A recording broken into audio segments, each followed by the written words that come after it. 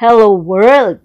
On TMC TV News, Bradley Cooper's going to be all nerves when his Philadelphia Eagles kick off their game Sunday. But he was able to enjoy a relaxing pre-game moment on the field before the match, catching up his former co-star Terry Bradshaw. The actor stopped by the set of Fox NFL Sunday, the broadcast network, popular pre-game show, and dapped up the former Pittsburgh Steelers star while live on air.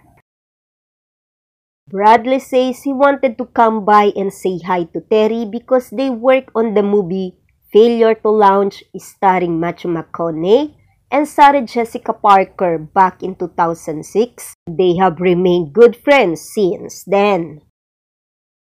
It's really a sweet Sunday for Bradley as his daughter Leia is with him on the field. Beautiful day to all! Always like, comment, share, and subscribe on my channel. Thank you!